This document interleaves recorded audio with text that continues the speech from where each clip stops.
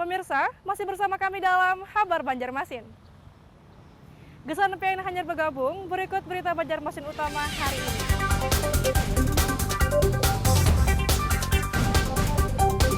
Lereng pegunungan Meratus di Kecamatan Loksado, Kabupaten Hulu Sungai Selatan berpotensi longsor kembali sehingga warga pun diimbau untuk waspada.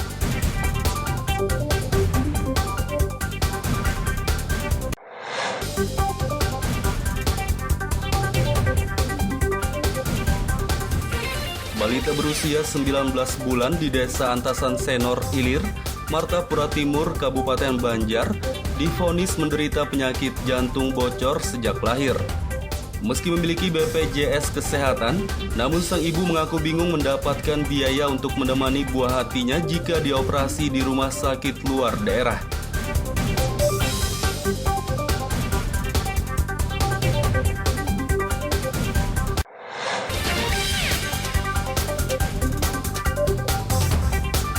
Sejak pertengahan Januari lalu hingga kini, banjir yang melanda Kecamatan Mandastana, Kabupaten Barito Kuala Batola belum juga surut.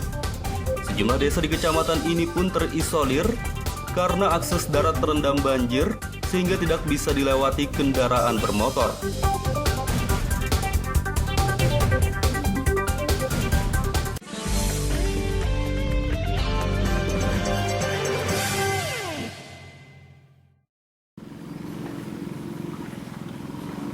Sejak pertengahan Januari lalu hingga kini, banjir yang melanda Kecamatan Mandastana, Kabupaten Barito Kuala Batola belum juga surut. Sejumlah desa di kecamatan ini pun terisolir karena akses darat terendam banjir sehingga tidak bisa dilewati kendaraan bermotor.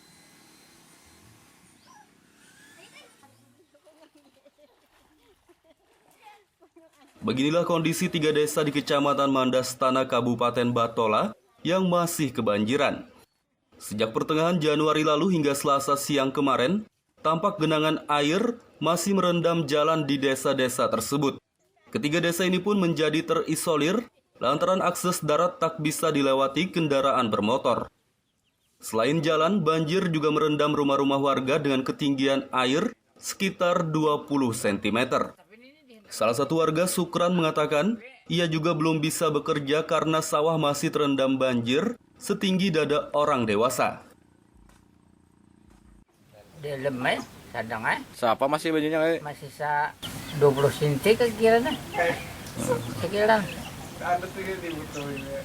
Jadi aktivitas warga di sini Pang apa kawan sini? Sementara ini Sementara ini kami pada menganggur ya. Sekali bapaknya turun di banyak. Kayaknya naik ke Karampatai. kalau ke Pehuman masih belum kawal lah. Pengumuman masih dikasih kayak ini banyunya. Sudah masih lah. Tidak masih. Kalau terendamnya ini sudah 1 bulan lebih lah, sekitar 45 harian kurang lebih. Untuk kondisi rumah yang terendam mungkin ada sekitar berapa persen kira-kira masih ini? Sekitar 80%-an yang masih terendam. Sementara ini ada 3 desa itu yang berbatasan dengan desa kami. Ini ada desa Antasan Sega, Tetah Layung, dan desa Pantai Hambawang ini. Sementara itu warga di 3 desa yang masih terisolir, sebagian besar sudah kembali dari tempat-tempat pengungsian. Namun mereka belum bisa bekerja, sehingga masih berharap bantuan dari para relawan. Dari Kabupaten Batola, Muhammad Lutfi Darlan dan Ibrahim melaporkan.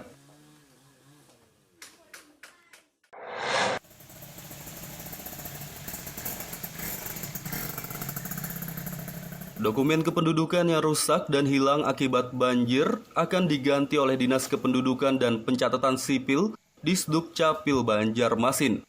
Warga terdampak banjir yang ingin mengurus dokumen kependudukan baru tidak perlu menyertakan surat pengantar RT maupun kepolisian.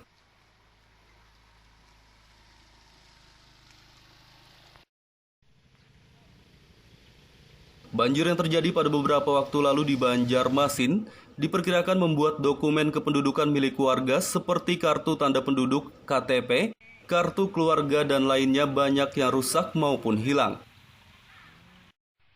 Warga yang mengalaminya tak perlu khawatir karena dokumen kependudukan yang rusak maupun hilang akibat banjir akan diganti oleh Disduk Capil. Saat mengurus dokumen kependudukan yang baru, Warga terdampak banjir pun akan dipermudah karena tidak perlu menyertakan surat pengantar dari RT maupun kepolisian. Dukcapil masih menunggu permohonan dari warga yang kehilangan atau kerusakan dokumen kependudukan. Dalam hal ini dokumen kependudukan yang paling rentan rusak itu kan misalnya kartu keluarga yang dicetak sekarang dengan kertas HPS itu. Jadi khusus untuk Banjarmasin, untuk diketahui ini masih berdasarkan permohonan dari warganya. Kalau daerah kabupatennya agak parah tertimpa bencana banjirnya, itu memang langsung dibikinkan.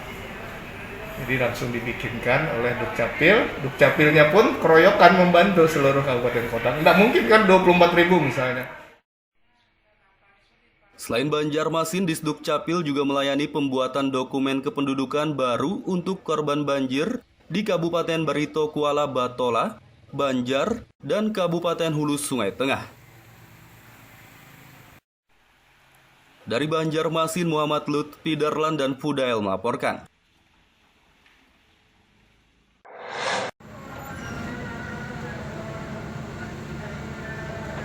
Normalisasi sungai untuk mencegah banjir masih terus dilakukan.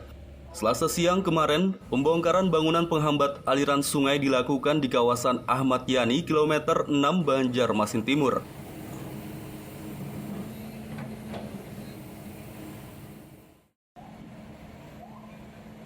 Dengan menggunakan alat berat ekskavator, tim Satgas Normalisasi Sungai dan Penanganan Banjir Kota Banjarmasin Selasa siang membongkar bangunan di pinggir sungai kawasan Ahmad Yani kilometer 6 Banjarmasin Timur. Pembongkaran ini merupakan tindak lanjut dari peringatan yang diberikan oleh Wali Kota Banjarmasin pada beberapa waktu lalu, di mana batas waktu untuk pembongkaran sendiri sudah berakhir. Tak hanya di kawasan Ahmad Yani, pembongkaran bangunan penghambat aliran sungai juga akan dilakukan di kawasan Veteran, Banjarmasin Tengah. Batas waktu dari peringatan yang diberikan untuk pemilik bangunan di kawasan tersebut juga sudah berakhir. Eskavator yang besar, kita juga nego. Jadi kita tetap melakukan komunikasi dengan pemilik. Sebagai contoh, kita komunikasi dengan pemilik toko, ruko. Kita komunikasi dengan kepala dinas Naker Trans. Nah, kemudian nanti juga kita komunikasi dengan beberapa toko-toko atau perusahaan-perusahaan yang ada di sebelah Yani yang jembatannya di tali Tanah Merah. Secara kajian ilmiah itu memang di bawah ketentuan sehingga menghambat aliran atau runoff dari air. Sehingga pada saat pasang maupun banjir akan menghalangi. Nah, itu justifikasi itu akan kami tempuh dan mereka intinya menerima. Tinggal sama kasusnya sama.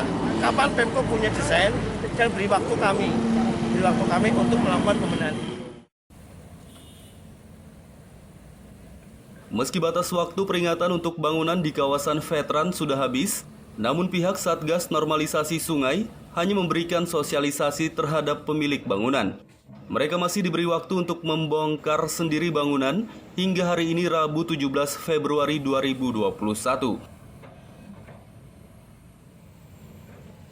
Dari Banjarmasin, Muhammad Lutfi Darlan dan Fahrulani melaporkan.